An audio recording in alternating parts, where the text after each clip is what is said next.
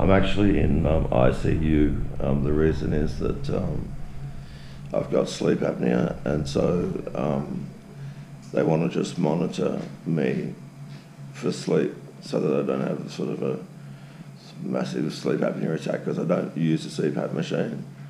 So they wouldn't normally put you in intensive care unit, but yeah, I've just come here now, and the pain that I experienced after the operation was the most pain I've ever had in my whole life.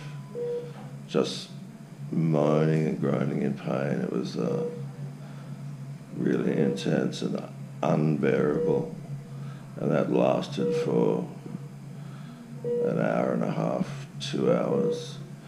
Now I've got this machine here, which is pain relief, and I can just push it every 5 minutes for an hour, but it has to be active. The green button's going to flash.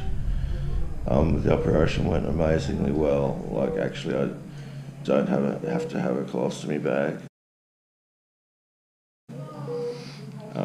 which was a really big thing for me, because to carry around your waste matter on your belly, you know, it's like. And so that means that the tumour was far enough up into the body that they were able to get this much clearance away from the tumour, the cancer tumour, which is a good distance to make sure that that you've got the stuff that you sort of can't see. This is a really cool room. It's room with a view.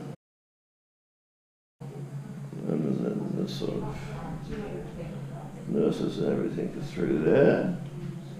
A little bit of a telly on the wall.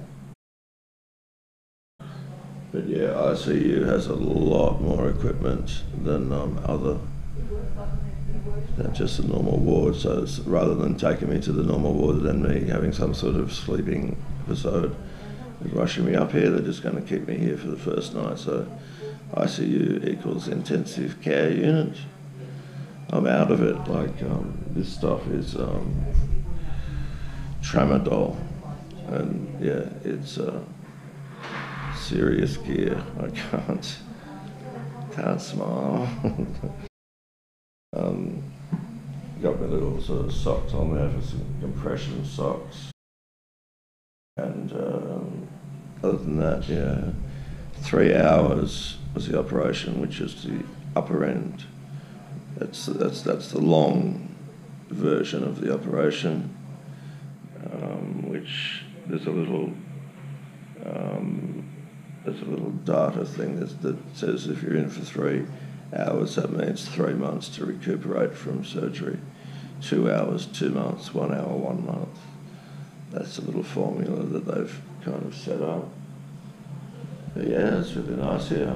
I mean, I'd rather not be enjoying it in this way, but I did pack everything in my bag for a little holiday. So I've got the laptop and obviously the GoPro that I'm shooting on now. So yeah, the operation went really, really well, but the pain afterwards just wasn't under control. It was pure hell. It was just the worst thing I've ever experienced so far. I honestly don't think that I would do it again. I'd just say, no, I'll just keep the cancer, thanks. Like, honestly, it was that bad. And you might say, oh, well, but it's only for an hour and a half versus your life. But honestly, it was that bad. Completely unbearable. So again, now that I've got this little whammy stick, once that's flushing, I can push it, it makes that noise, and that's going to give me another hit through the intravenous lines that are lined up here. Yeah, it's 4:45. I arrived at 6:30 a.m. It's 4:45. I got into theatre about 7. So yeah, 3 hours with machines breathing for me and stuff. Another lady complimented the doctor, said, look, if I was having this operation, he would be the only doctor I would want. She has had her family worked on by him. She was one of the nurses, one of the RNs. That's the third time that I've heard someone say that. So it's not just like, oh yeah, he's really good. It's like, this guy is the business. And guess what? He'll be seeing me today and tomorrow, but then for the week after that, he's going to be in Bali, staying in Kuta near Waterbomb Park, because he's got a 1 and a 4-year-old child. So yeah, pretty amazing sort of signs going on, you know, saying get yourselves through this and get back to Bali so you can keep vlogging for your amazing subscribers. So thanks for all of your like just beautiful comments, just amazing comments. This is not drug fueled, like I'm not. It's just really amazing that you guys have come through and wished me the best and sent, you know, really inventive and thoughtful messages. So that's means so much to me. Like I'm just on my own, no family. I'm here on my own. I won't have visitors today. My sister might pop in a couple of days. That's it. Because I don't have like friends or even acquaintances here on the coast. It's I just stay here to sort of try and look after my father. But yeah, I'll be back in Bali as soon as I can be. I got out of hospital on Wednesday. Then they called me to go back because they said, oh no, it doesn't look good, come back. And I'm like, no thanks. I didn't go back. You're not supposed to drive a car after you get out of hospital for about 6 weeks. So I've been out of hospital for 2 days and I'm driving. And today is the first time that I've actually felt sort of half human. I've got a cut down my middle, I don't know in centimeters, but it's like longer than 1 foot. Huge. And so when you move, like your abs are all not properly working and stuff, so it's pretty hard to move around.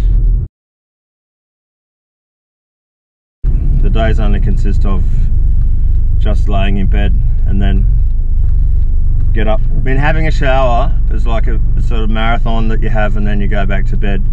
But today I didn't. Because now that I'm home, I've been able to eat some decent food. It's crazy what they give you in hospital. I wouldn't have surgery again. I'm not going to have major surgery again. That's how bad it was for me. I can't see the point. It's too much. Like, it's too hard. I can't handle it. Like you can say, oh mate, it's only 7 days out of your life, and then what? But it's not that at all. It's the next 6 months of recovery before I can sort of, you know, even consider going to Bali, and then 5 years before you're clear.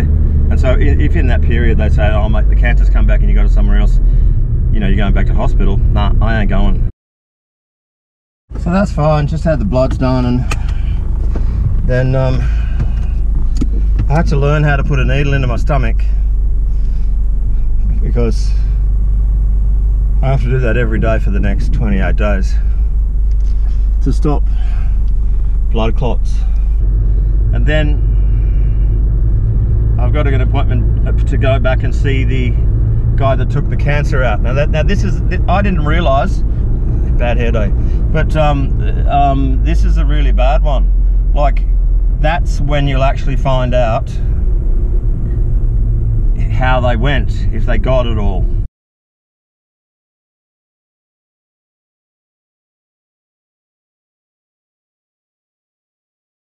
He said he had a 3 centimetre perimeter clearance, and she said five's good, but 5's like, he said, they say 5, but he said 3's fine. Yeah, so I won't find that out till then.